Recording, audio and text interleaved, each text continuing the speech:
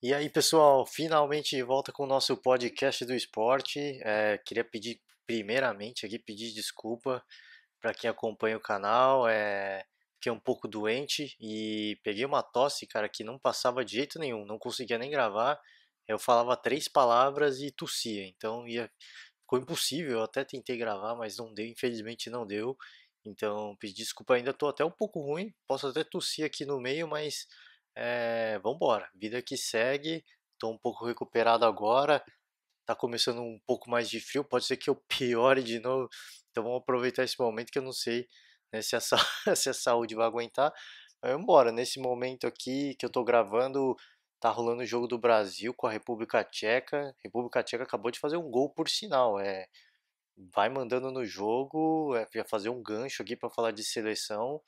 É uma apresentação até agora muito ruim da seleção brasileira, que já fez uma partida meia boca contra o Panamá e agora tudo bem, jogando na República Tcheca e tal, mas a seleção brasileira muito apática mesmo e o que levanta já algumas preocupações aí, pelo menos com para quem torce muito mesmo para a seleção brasileira, né, para a Copa América que vai ser jogada aqui no Brasil. Então levanta aí algumas questões, algumas dúvidas, né? Até um pouco nebuloso aí que será essa seleção da Copa América, né, que não convenceu nesses dois jogos, né, esses dois amistosos, né, que são os últimos antes da Copa América, e depois disso aí é para valer. Aí não tem mais desculpa. Então é um pouco preocupante aí para mim essa atuação da seleção brasileira. Não tenho muito o que questionar da convocação do Tite. É lógico que um ou outro jogador a gente sempre vai questionar, mas ele é o comandante, ele tem a visão dele de jogo, ele escolhe as peças, né, que vão caber mais no jogo dele. E assim como eu venho dando crédito para o Fábio Carilli, né, nos podcasts, eu dou crédito para o Tite também. É um técnico que não tem o que se provar, né? Ele já se provou, lógico que ainda na seleção brasileira tem que dar uma resposta depois do que aconteceu na Copa da Rússia, né? Mas foi uma eliminação que acabou sendo, não foi uma vergonha, foi uma fatalidade, uma coisa que aconteceu, né? Perdeu da Bélgica contra uma seleção extremamente forte. Então acho que a sequência do Tite ela é muito coerente. Mas esse ano ainda não vem convencendo, infelizmente. Eu não sei se está mudando a forma de trabalhar, o jeito de ver o jogo, né? Até pelas muitas críticas que ele recebeu, né? Depois da Copa da Rússia, talvez tenha a intenção aí de mexer uma outra coisa, mas fica claro ainda que essa seleção ainda depende muito do Neymar, né? Infelizmente, lógico, isso é bom e é ruim. É bom porque é um craque, né? Não, é indiscutível, mas a visão que eu tenho, pelo menos, é que é um time muito apático sem o Neymar, né? O Felipe Coutinho, depois que saiu do Liverpool, foi pro Barcelona, não vem, não, parou, né, de apresentar aquele futebol que a gente estava acostumado a ver ele jogando na Inglaterra. Então ele no Barcelona ele não joga nem metade do que ele jogava no Liverpool. Então é um jogador que mesmo na seleção não vem conseguindo mostrar o seu melhor futebol, infelizmente. Então fica um pouco preocupante. Talvez o Tite tenha que mexer em uma outra peça, né? Um dos jogadores talvez mais contestado aí pela imprensa, né, que mais vem criticando o Tite, é pela não convocação do Dudu, que poderia aí fazer um papel importante nesse meio campo ofensivo. Eu não vou questionar, acho que o Dudu é um bom jogador, né, mas, cara, se a gente for comparar, por exemplo, com o Felipe Coutinho, o que ele jogou no auge dele, não dá para comparar com o que o Dudu joga, vem vivendo o auge dele, eu acho, né? Não dá para comparar com o que o Dudu tá jogando. Mas eu acho que são momentos, né? Eu acho que o técnico tem que ver isso, né? O momento do Dudu e o futebol que ele vem jogando agora é muito melhor que, por exemplo, o que vem jogando o Felipe Coutinho no Barcelona. Então, de repente, era uma oportunidade de dar uma chance, né? Mas aconteceram dois amistosos, jogos que, teoricamente, contra seleções mais fracas, o Tite não quis, né? Convocou o Everton, o goleiro do Palmeiras. Então, fica lá as minhas dúvidas, né? E para mim, essa convocação do Everton foi mais para foi mais para inglês ver, né? É só para falar que convocou alguém do atual campeão brasileiro, sem brincadeira, porque o Cássio do Corinthians, o momento do Cássio é muito melhor que o do Everton, por exemplo. Os dois são excelentes goleiros, né? O Everton é campeão olímpico, mas o que o Cássio vem fazendo no Corinthians, para mim, é muito mais, tem muito mais importância do que o que o Everton vem fazendo no Palmeiras. Eu acho que ele convocou o Everton justamente para justificar a não convocação do Dudu, né? Que o pessoal vem cobrando, pô, já convoquei um, se eu convocar outro, eu começo a atrapalhar o Palmeiras. Então tem toda essa discussão. Enfim, é, eu, de novo, eu acho que eu não vou criticar o Tite. Lógico que eu acho que o Dudu podia ser convocado, como muita gente vem falando, muitos comentaristas, muitos críticos vêm falando, né, pelo ano que fez, mas de repente para o Tite ele não cabe nessa formação, né, nesse novo esquema tático que ele vem pensando para o Brasil, né, mas fica claro que defensivamente é um time que muito falha, um time que tem que melhorar muito nesse esquema defensivo, né? Eu estou acompanhando o jogo agora ao vivo aqui, tá muitas falhas, né? O ataque da República Tcheca, que não é um primor, né, toca a paz com extrema tranquilidade, né? E o esquema tático defensivo do Brasil não dá resposta, né? Deixa eles tocarem bola, eles vão chegando com perigo, então tem que melhorar. Tem coisa para fazer ainda e é o que eu falei. Copa América tá quase aí, não tem muito mais o que fazer. Então, o Brasil vai ser um time que, se for fazer uma apresentação na Copa América, e eu espero que isso aconteça, vai ser um time que vai evoluir durante a competição. Não é um time que entra forte para essa competição. Infelizmente. Mas para a gente que vai ter o torneio em casa, a competição em casa, é muito preocupante, né? Até pela decepção que aconteceu na Copa do Mundo.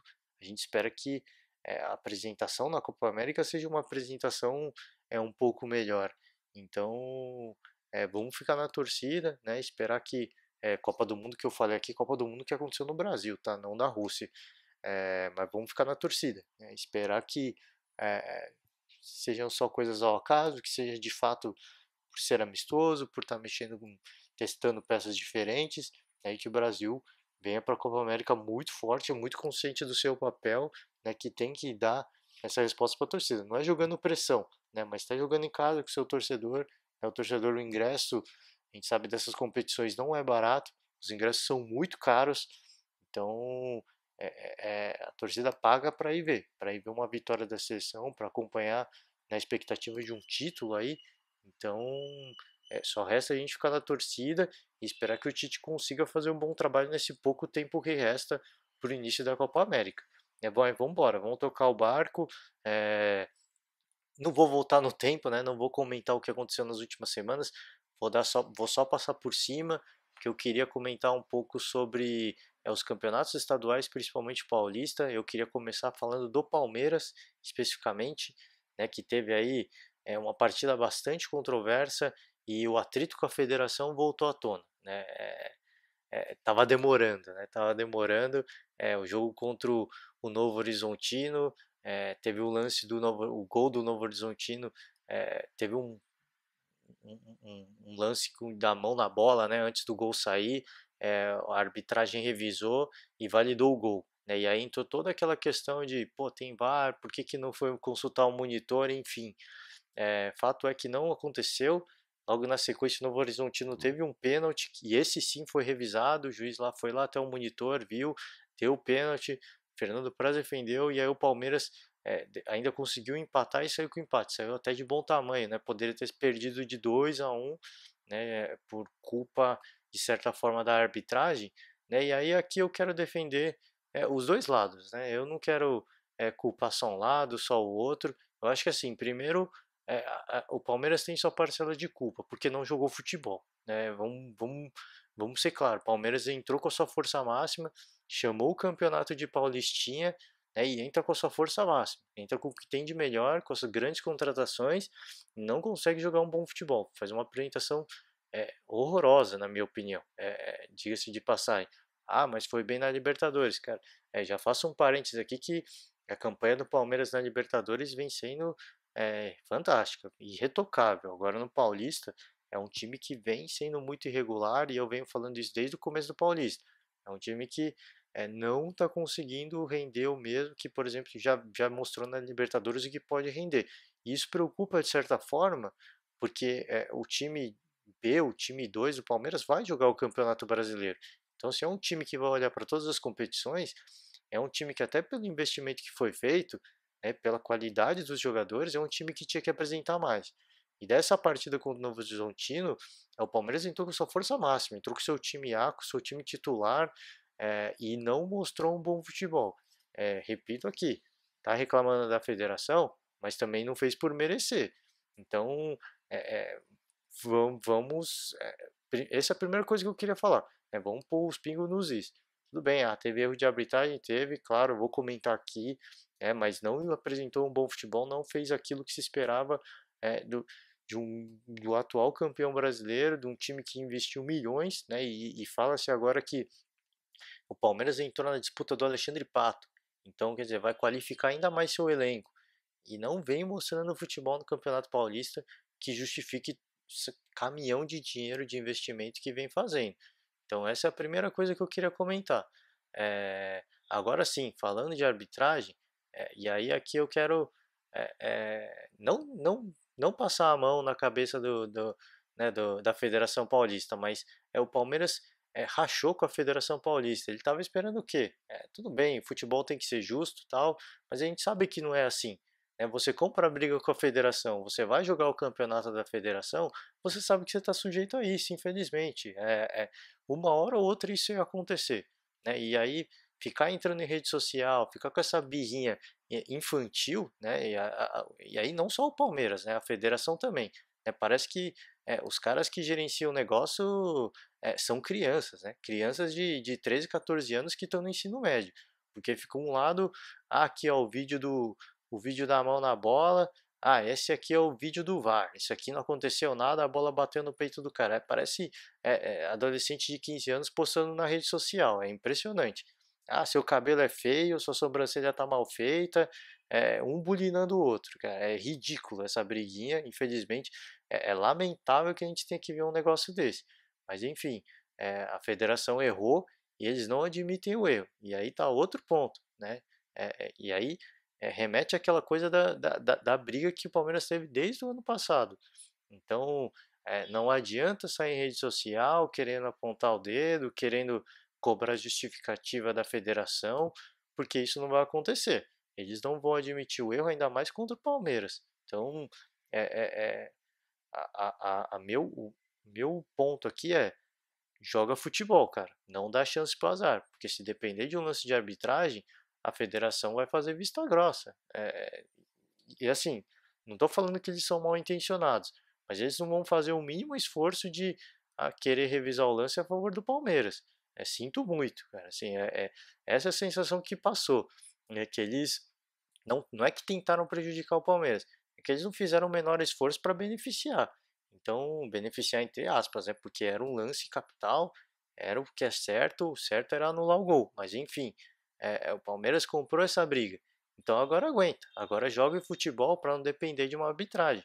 Porque se for depender da arbitragem e for ficar reclamando, então entra com o time, então entra, pô, inscreve os júniores, então escreve o sub-20, enfim, joga com a categoria de base.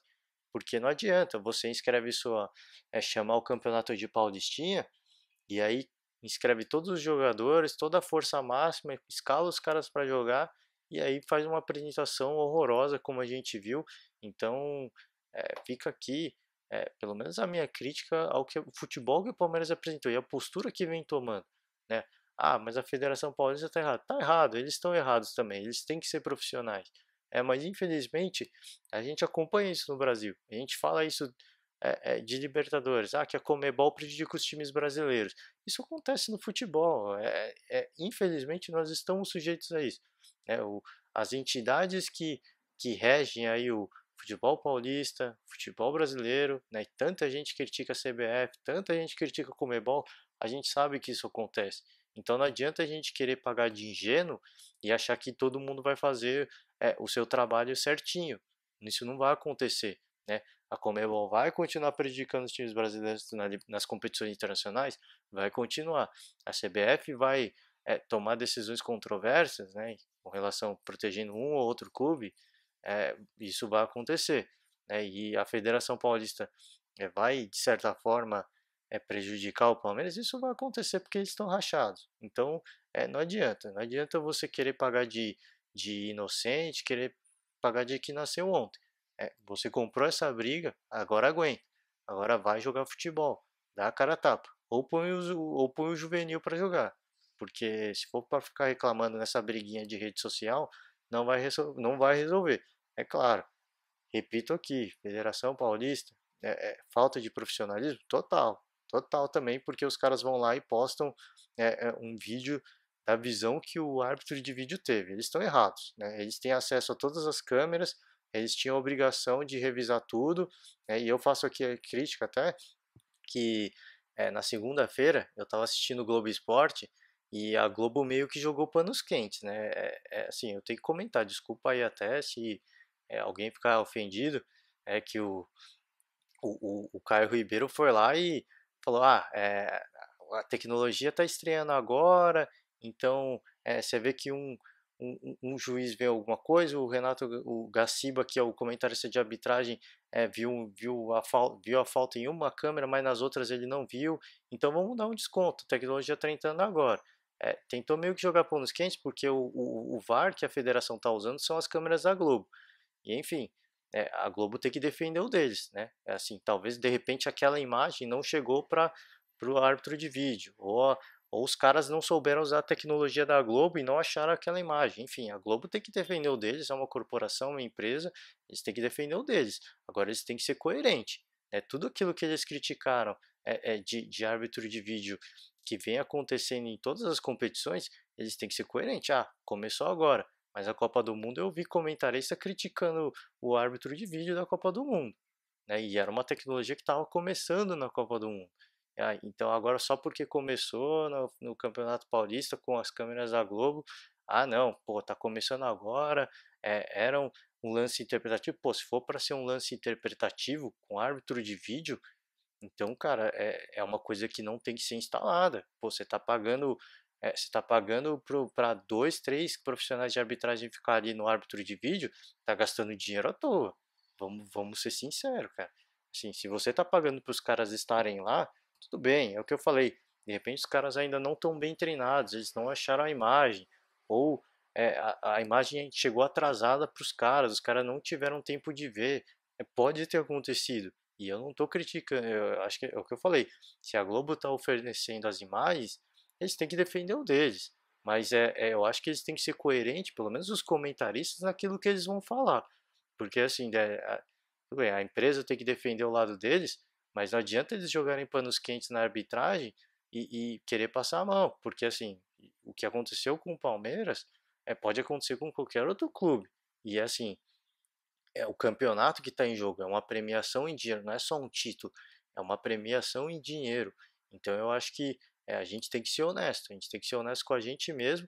Errou, errou, assume o erro, bate no peito e fala, cara, errou, acontece. A gente não estava treinado o suficiente, está começando agora, foi um erro de percurso. Eu acho que teria sido muito mais elegante ter falado isso do que falar, ah, não, isso vai acontecer porque está começando agora. Ou ir lá no Twitter e falar, ó, tá aqui, ó, isso aqui o lance foi legal. Enfim, é o que eu falei, vou defender um lado, defendi o outro, mas fato é que houve o erro sim, o erro acabou terminando com gol e pro Palmeiras ficou, o prejuízo foi menor, porque teve um pênalti na sequência que foi um pênalti mesmo, e aí sim o árbitro de vídeo foi bem usado, e aí depois o Arthur Cabral conseguiu, inaugurou aí, né, estreou, fez o seu primeiro gol com o Palmeiras, e aí passou a ser talvez o show do ano. Desculpa aí, gente.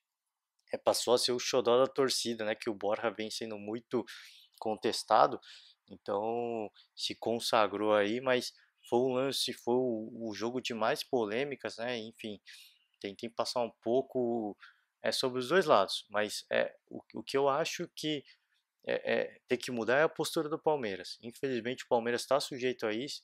É o que eu falei de novo. Não adianta a gente querer que a entidade tenha ética, que trabalhe de forma honesta, que trabalhe imparcial para todo mundo. Isso não vai acontecer. É porque o Palmeiras comprou uma briga. E, infelizmente, cara, assim, Imagina você se coloca na situação. Você tá brigado com um amigo seu, um parente seu, o cara pede sua ajuda, você não vai ajudar. Você vai fazer o mínimo de esforço para ajudar o cara. Isso infelizmente, são seres humanos, né, que estão lá, que estão gerenciando a coisa toda. Então, imparcialidade, isso não existe, principalmente com o Palmeiras. Então, vamos ser sinceros, o Palmeiras tem que jogar a bola, precisa apresentar o melhor futebol e minimizar essa influência da arbitragem no jogo deles, porque se precisar da arbitragem, de novo, a arbitragem vai fazer vista grossa, vai fazer o mínimo de esforço para tentar ajudar o Palmeiras. Então, precisa mostrar mais futebol. Não foi para isso que o Palmeiras gastou, investiu, né? Investiu não, porque a princípio no Campeonato Paulista foi gasto mesmo, né? Não foi nem investimento. Libertadores é outra história. Aí sim, na Libertadores a gente fala que foi um investimento bem feito, né? No Campeonato Paulista foi um gasto de dinheiro, um gasto inútil de dinheiro, vamos ser sinceros. Então precisa mostrar mais, precisa não depender da arbitragem de lances como esse, porque corre risco, está sujeito a esse risco e não adianta chorar depois. Vamos seguir, né? Discussão um pouco mais longa, mas falar do Santos, né? O Santos que também um time que viveu uma certa polêmica essas últimas semanas, né? Teve a questão do atraso dos salários dos jogadores e aí o Santos acabou perdendo na última rodada aí da fase de pontos do Campeonato Paulista, perdeu de 4-0 e aí levantou toda essa questão do atraso salarial. O Sampaoli recebeu em dia, né? Ele criticou a diretoria do Santos, falou que devolveu o salário dele, que não era justo. Enfim, isso mostra o contexto, a situação econômica do Santos.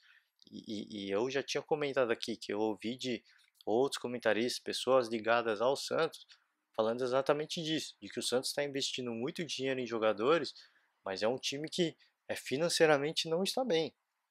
Claro, tem uma grana boa para entrar do Rodrigo ainda, mas cara, é um time que financeiramente não está, já não estava bem o ano passado, contratou um técnico de muito peso, contratou outros jogadores que não foram baratos, então a situação econômica do Santos começou a ser exposta agora. Eles tentaram segurar ao máximo, mas cara, a gente está no começo do ano e isso já aconteceu e isso preocupa, porque isso influencia direto no rendimento dos atletas. Por mais que eles falam que, ah não, isso não tem nada a ver, isso não influencia no resultado do jogo, isso influencia no rendimento do atleta dentro de campo. Por mais que, ah não, a gente nunca aguentou, a gente fez o nosso máximo, a gente fez o nosso melhor, mas o cara joga desmotivado.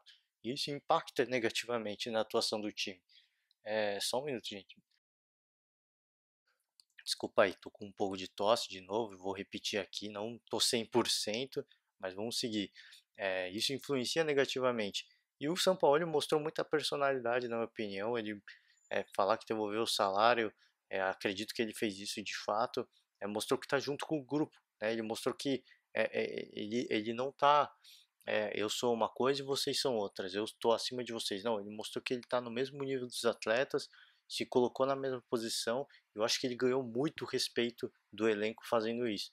Então ele tem, cara, é um técnico que é excelente, né? O time dele mostra um futebol diferente e agora ele mostra que ele está do lado do elenco e ele mostrando isso, o elenco tá do lado, vai ficar do lado dele com certeza, né? Já estava, vai continuar ainda mais forte essa relação, por mais as diferenças culturais, as diferenças de idiomas, ficou bem claro que o Sampaoli ele é um cara de grupo, apesar de parecer um cara meio ranzinza, um cara mais isolado, ele deixou bem claro que ele é um cara de grupo. Então, eu acho que o Santos só tem a ganhar com isso, tem a perder sim com essa questão do atraso salarial, diz que acertaram, diz que pagou tudo que estava atrasado, ok, mas isso, lamentavelmente, o Santos está sujeito a que acontecer isso de novo. O Santos está sujeito a isso. Então, o que ficou bem claro é que o grupo está unido, o grupo está fechado. Se acontecer de novo, nós estamos fechados, nós estamos juntos. Vamos mostrar um bom futebol.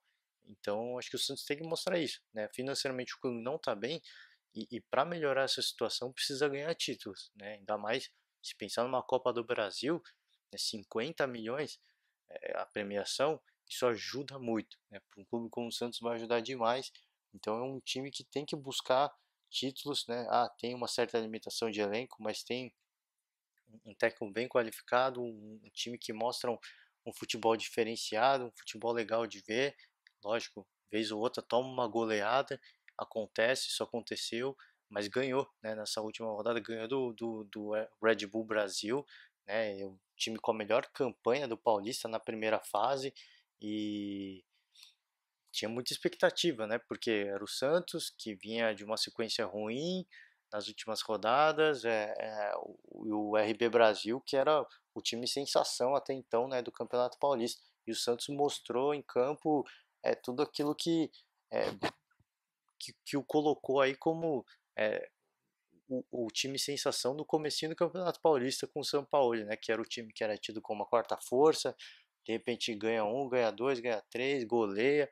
Então é, mostrou sua força e de novo mostrou que é um grupo que está unido, é um grupo que está fechado, né? Essa atitude do Sampaoli foi muito legal. Não deveria ter precisado fazer isso. A diretoria tinha que ter gerenciado suas contas corretamente para pagar tudo em dia. Mas ok, aconteceu e o cara tomou uma atitude muito legal. Ele mostrou que está junto com o grupo e que, cara, o que acontecer com vocês vai acontecer comigo também. Eu não quero ser privilegiado. Eu não quero estar acima de ninguém. Eu sou um cara que todo elenco e nós estamos no mesmo nível. Nós somos parceiro, nós somos irmão. Então, muito legal a atitude. Isso a gente viu em campo mais uma vez, o reflexo disso, os caras comprando a briga, comprando a ideia do Sampaoli, e mais uma vez, cara, uma atuação bem bacana aí do Santos. Seguir para o São Paulo, é que o São Paulo ganhou finalmente, né? O São Paulo vinha aí com é, uma dificuldade de ganhar jogos e dependeu aí dos seus principalmente dos jogadores da base, né? O São Paulo recorreu a uma solução, diria, caseira, né? Como vem dizendo algumas pessoas, né? Buscou aí os jogadores da base para se reforçar, para conseguir melhorar o seu futebol e deu certo. O São Paulo venceu a partida e eles falaram, entramos agora numa nova competição, numa nova fase, é uma outra vibe, é um outro clima e tudo aquilo de negativo ficou para trás. Aparentemente, isso ficou para trás mesmo. O São Paulo é, mostrou personalidade, mostrou uma melhora muito, muito interessante. Acho que é muito cedo falar ainda em título, né? O São Paulo, a gente acompanhou aí quando, pô, vamos achar que a gente agora vai, né? Assim, chegava um jogo e falava assim, pô, agora o São Paulo vai. Aí no jogo seguinte jogava um jogo horrível. Aí depois passava dois, três jogos, pô, agora vai. Aí na sequência um jogo horrível. Então o São Paulo vem oscilando muito, vem vendo de altos e baixos. Fato é que eu queimei minha língua, achei que quando o Mancini assumisse o time ia melhorar muito, não melhorou. A melhora mais significativa que a gente pôde ver foi nesse jogo, então espero que siga a sequência, porque o clima no São Paulo era muito conturbado, lógico, com essa vitória dá uma amenizada, fica um pouco mais tranquilo, não totalmente, né, mas já dá uma certa alegria para a torcida que começa a se empolgar, acho muito cedo, né, fica aqui o meu alerta de certa forma para os torcedores são paulinos, calma, foi uma vitória, tem que ser festejada sim, tem que ser muito comemorada porque o time vinha fazendo apresentações horríveis, mas calma, ainda o título eu acho que ainda está muito longe, é possível, mas pode sonhar, claro, eu acho que sonhar não faz mal para ninguém, mas mantenha o pé no chão, né? Porque assim, não sonha muito alto, porque de repente a decepção pode ser muito grande. Então, fica aí a minha ressalva. Claro, comemora muito, vibra muito mesmo, porque tem que vibrar, tem que comemorar. Cada vitória tem que ser vibrada. Até pelo momento que o São Paulo vive vivendo, era um momento muito ruim. Então tem que celebrar isso, tem que curtir esse momento, fazer aqui um gancho. O Brasil fez o gol aí, o Firmino acabou de fazer um gol, finalmente deu a resposta. Aí tava, para quem tava preocupado, o Brasil já voltou, começou o segundo tempo fazendo gol, dá uma tranquilizada. Vamos ver a sequência desse jogo aí. Eu tento comentar aí no finalzinho o que eu tô vendo desse jogo aqui. Mas São Paulo tem que comemorar, curte esse momento, mas tem que voltar forte para esse jogo, né, para esse segundo jogo, porque precisa seguir com essa campanha, precisa se classificar para a semifinal, para aí sim espantar de vez essa crise, né, porque aí, pô, tudo bem que semifinal pode pegar o Corinthians e de repente, pô, ser eliminado pelo Corinthians é uma nova crise, porque é um rival, mas enfim, isso é coisa para se pensar depois, é outra competição. O que os jogadores falaram, isso de fato, né? Isso é fato. É uma outra competição. Agora são 2 jogos contra o mesmo time para passar de fase. Então o São Paulo fez a primeira, cumpriu a sua primeira tarefa e agora tem que vir forte, né, para esse segundo jogo contra o Ituano para conseguir aí de fato passar e aí sim, independentemente de quem passar Corinthians ou Ferroviária, pensar jogo a jogo, né? Não pode pensar dar um pulo maior do que pode, né? Então tem que manter o pé no chão. São Paulo, acho que de todos os grandes paulistas, é o time que tem que ter mais pé no chão, tem que ser mais consciente, sabe que viveu um momento de fragilidade, ganhou um pouquinho mais de confiança, então aproveita esse momento. Tem que manter essa sequência para ganhar ainda mais confiança, voltar a apresentar um bom futebol, que é o que ainda está devendo. Agora, para fechar, falar de Corinthians, né, que viveu ali de certa forma um drama, né? O Corinthians estava perdendo da Ferroviária, o Gustavo entrou e resolveu de novo com o Corinthians, né? O Gustavo que estava lesionado, voltou de lesão. É impressionante, cara. Esse Gustavo é uma máquina de fazer gol. O cara entrou no jogo e ele parece que voltou, parece que não tinha nem saído. Voltou, se apresentou bem, e meio que salvou o Corinthians mesmo. É a solução de todos os problemas do Corinthians, de certa forma.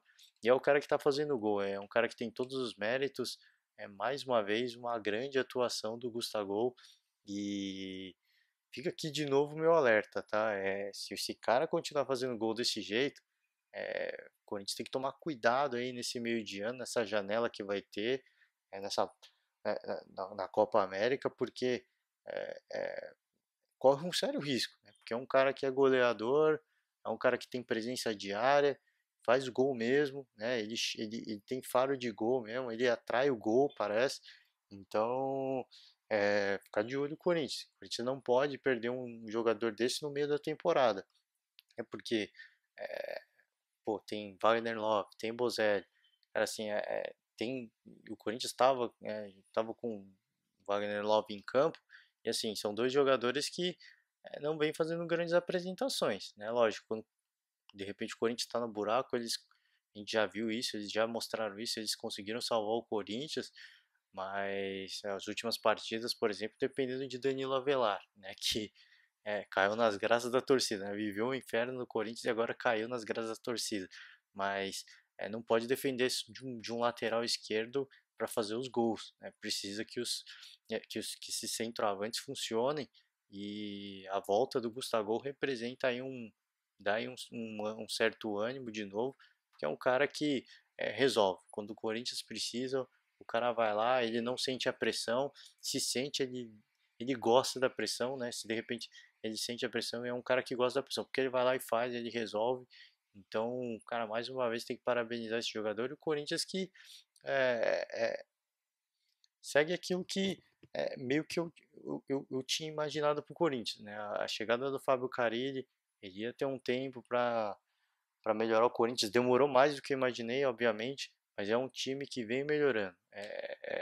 Ganha um gol, ganha um jogo com um gol aqui, um gol chorado ali, um empate aqui, mas essa vai ser, pelo menos esse começo de ano, esse um quarto de ano, o primeiro semestre do Corinthians vai ser muito disso. Um time que ainda precisa melhorar defensivamente, a gente sente algumas falhas, é um time que vai perder aí o Fagner, por exemplo, para a seleção brasileira, então, pô, fica 100%, aí o Gustavo machuca, sai, então, mas é um time que mesmo, e agora o Fagner saiu, então mexe no esquema de novo, mas é um time que mesmo com essas mexidas, vem conseguindo resolver seus problemas. Claro, é, é, não consegue, tem um grande problema aí, porque não consegue jogar com a mesma formação titular, né? Sempre, mas é um time que, mesmo quando está aí com um time alternativo, aí um ou dois jogadores reservas, é um time que vem conseguindo fazer os resultados, buscando o resultado que precisa aí com um golzinho chorado aí, um golzinho chorado lá. Então, esse é o Corinthians, né? Um time cascudo, time difícil, um time que muita maturidade, na minha opinião, um time que já mostrou isso, né? Quando joga os clássicos, é um time que é muito frio, né, não sente a pressão de clássico, joga com muita frieza mesmo, e, e a volta do Fábio Carelli parece que deu essa frieza para esse time, de novo, né? É um time que retoma confiança e, cara, na hora que precisa, na hora que tem que ser decisivo, eles são cirúrgicos e eles fazem o que precisa. Então, mais uma vez mostra isso. E é um time fortíssimo, forte candidato aí para ganhar mais uma vez o título paulista, sem dúvida nenhuma. Vamos partir agora para o campeonato carioca, que teve clássico, né? Tentar passar rapidinho. Já estou me estendendo muito aí, senão vocês vão ficar cansados. Mas é, queria falar um pouco de Libertadores, mas vai ficar, viu? Isso aí vai ficar para depois. Quando tiver a rodada da Libertadores, eu comento um pouco do que foi os jogos anteriores, né? Mas a gente teve aí um clássico, né? Carioca aí, o Fluminense, o Flamengo e Fluminense, desculpa aí, Flamengo e Fluminense, e parecia que ia ser um jogo de uma goleada do Flamengo. O Flamengo saiu fazendo 3-0, passou o trator mesmo, e o Fluminense com o time em reserva conseguiu fazer 2 gols, né? E o Flamengo correu o risco aí de tomar um empate. Então, tudo aquilo que eu falei do Paulo, todo respeito ao Fluminense, né? Bem que era um clássico e tal, mas o time entra com uma formação reserva para poupar jogadores. E aí o Flamengo, que tem o super elenco, eu uso o exemplo Palmeiras, né? Tem um super elenco, tudo bem, fez os seus 3 gols, deu aquela empolgada, mas depois morreu, assim, sumiu, desapareceu de campo o Flamengo, o Fluminense cresceu, fez 2 gols, então acho que fica de alerta, né? Porque o Flamengo tem um grande elenco, tem um grande técnico, assim como o Palmeiras, mas tá devendo, cara, tá devendo, assim, eu acho que foi muito, eu acho que foi até um pouco frustrante, por mais que tenha saído com a vitória, foi muito frustrante, cara, assim, pô, você faz 3 gols e toma dois e ainda corre o risco de tomar um empate, assim, alguma coisa tem que ser feita, alguma coisa tem que ser revista, enfim, de novo, todo respeito ao Fluminense, mas o Fluminense assumiu que poderia perder e tomar uma goleada por jogar com o time reserva. Mas é clássico, tem um outro clima, é outro ambiente, é o que todo mundo sempre fala. Quem fala o contrário, eu não sei, acho que não sabe muito bem o que está dizendo, porque clássico é um clima diferente e isso ficou muito evidente nesse jogo. É claro que o Flamengo tinha que ter mostrado um pouco mais, né? De repente até segurar os 3 gols ou fazer mais um. Talvez o seu maior rival era a chance de golear, de tirar a onda com a torcida do Fluminense e acabou até tomando um susto, acabou até saindo um pouco frustrado com o resultado. O Abel até depois do jogo muito insatisfeito com algumas coisas, então precisa melhorar. Ficou aí uma certa, diria que ficou aí até um certo gosto amargo aí, mas enfim, o fato é que o Flamengo ganhou, mostrou a força do seu elenco e agora segue aí, né, para a semifinal da Taça Rio, vai jogar com o Fluminense de novo, né? O Vasco passou também, vai jogar contra o Bangu, né? E mais uma vez, né, o Botafogo não conseguiu passar, assim como foi na Taça Guanabara, não passou, dessa vez não passou de novo, né? O Vasco passou, mas não passou como primeiro colocado. O Flamengo terminou em segundo, né, do grupo, então assim, cara, que coisa, assim, que surpresa, assim, a gente pode dizer. Então, o Fluminense terminou como líder do grupo B, pegou o Flamengo e o Bangu, que terminou em primeiro, vai pegar o Vasco, que ficou em segundo no outro grupo. Então, claro, obviamente que para o Vasco, todo respeito ao Bangu mais uma vez, vou ter que salientar aqui, mas para o Vasco, obviamente, é um caminho para a final até um pouco mais tranquilo. Pode ter pedreira, o Vasco caiu um pouco de rendimento em relação ao que a gente estava vendo, né, na Taça Guanabara, mas é, é, é um time que já tem um título, né, então tem tudo para seguir forte, né, time que quando chega a fase de mata-mata cresce, é cascudo, tem experiência, então O caminho de certa forma por Vasco é um pouco mais tranquilo e do outro, porque não é bem um clássico, né? Não é bem um clássico carioca, diferente do outro lado da chave, Fluminense e Flamengo vai ser jogão, né? E tem tudo para ser uma grande final mais uma vez aí dessa Taça Rio. Vamos acompanhar, ficar de olho. Fica aqui meu de novo, de certa forma minha crítica ao Flamengo. É, precisa melhorar. Assim como eu venho falando do Palmeiras, é o campeonato estadual, é aquele campeonato que tem time mais fraco, dá pra mexer as peças, dá para testar, mas é um campeonato de certa forma de preparação, porque você, né, para você dar entrosamento pro elenco, conseguir encontrar o melhor esquema tático, para aí sim jogar as competições entre aspas aí maiores, né? O campeonato nacional, campeonatos internacionais. Então, que eu falei do Palmeiras, que estava perdendo uma boa chance, né, de encontrar sua melhor formação. Bem, ficou um pouco estranho falar do Palmeiras, porque a atuação do Palmeiras na Libertadores é totalmente diferente. Parece que é outro time na Libertadores. Mas, enfim, o Flamengo precisa melhorar. Tem um super elenco claro, vem fazendo gols. Bruno Henrique fazendo gol de novo. O Gustavo, não, Gabigol fazendo gol. Vem funcionando, as contratações vêm funcionando do Flamengo. Mas é, se o ataque funciona e a defesa não funciona, alguma coisa está muito errada. E o Flamengo precisa rever isso logo. O Campeonato Carioca está acabando. E aí sim, cara, aí não tem mais chance de erro. Aí tem que só acertar.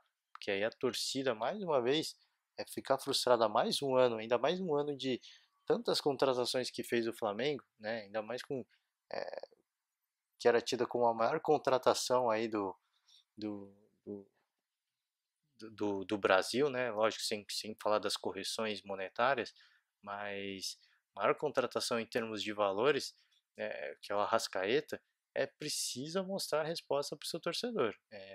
Precisa dar finalmente entregar algum título, que seja Campeonato Carioca, é, tudo bem, não é o que o torcedor almeja, né? O torcedor obviamente espera uma competição nacional, uma Libertadores, mas que seja um título pelo menos, porque precisa entregar alguma coisa para o seu torcedor que vem muito frustrado ao longo dos últimos anos, infelizmente. Então precisa melhorar. É, tem time para isso? Tem comissão técnica para isso? Tem. Mas a gente não vem vendo isso de forma regular. Faz muitos gols, goleia num jogo, de repente o outro passa um sufoco, então precisa começar a melhorar.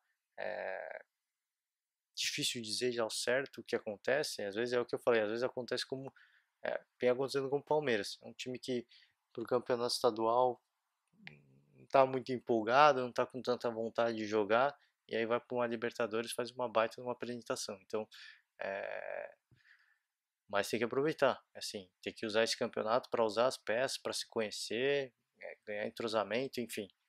Vamos ver, só o tempo vai dizer, né? Falar rapidinho de Campeonato Gaúcho, o Grêmio goleou o Juventude, né? É, mais uma grande apresentação do Grêmio e o Renato Gaúcho até falou, a gente respeita o adversário fazendo gols, e eu concordo com ele.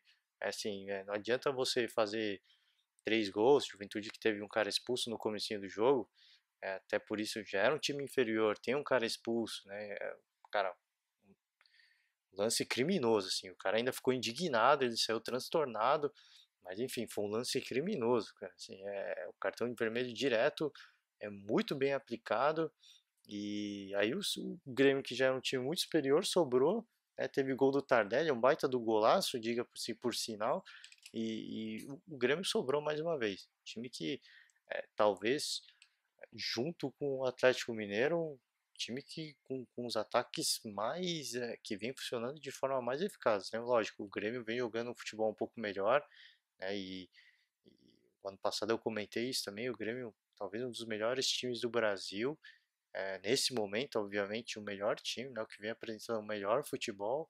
Então praticamente encaminhou a sua classificação, né, nessa quartas de final. O Internacional também ganhou do Novo Hamburgo e segue vivo, sim, segue tudo tudo encaminhado para a gente ter um clássico gaúcho na final, né? Mais uma vez, vamos respeitar os adversários, vamos ter o pé no chão, é jogo a jogo, mas é tudo muito encaminhado, né, os times mais tradicionais se encontrarem nessa final aí do Campeonato Gaúcho. Ia ser, pô, ia pegar fogo, ia ser muito legal de ver. E agora passar pelo Campeonato Mineiro, né, e tem uma definição aí, as definições da semifinal, né, Atlético Mineiro e Boa Esporte e o América Mineiro contra o Cruzeiro, né? Aí um clássico estadual, né? É, desculpa aí, gente. Tudo para ser um jogão, de novo. Peço desculpas aqui, não passei brevemente aí pelos outros campeonatos, falei mais do Paulista, que teve mais polêmica, mas fica o meu convite, né? De novo, se quiser que eu falo mais sobre um time, sobre um campeonato, comenta aí e próximo podcast, se eu tiver 100% ou se eu tiver mais ou menos que nem hoje, né, 80%, eu venho, comento um pouco. E só para encerrar aqui, falar um pouco de seleção. Cara, a seleção melhorou bem no segundo tempo. Eu não sei se é porque a República Tcheca perdeu o gás ou se de fato foi a seleção que melhorou mesmo, mas deu uma boa melhorada.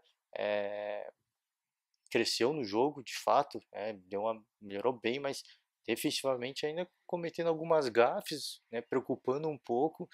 Então, a seleção brasileira também tem que melhorar, cara. Se jogar desse jeito na Copa América, é difícil, difícil. Vai ter que crescer durante a competição. Eu realmente acho que, como não vai ter mais tempo, não tem mais jogos, a seleção brasileira é um time que vai começar um pouco embaixo essa Copa América e vai se desenvolver. Se for crescer, vai ter que crescer ao longo da competição, né? Mostrar a experiência, mostrar a tradição, a força da camisa e a força da torcida, obviamente. Então vamos ficar na expectativa dessa Copa América. E é isso aí, gente. O podcast, não, infelizmente não deu para resumir aí o que a gente perdeu, porque tem muita coisa.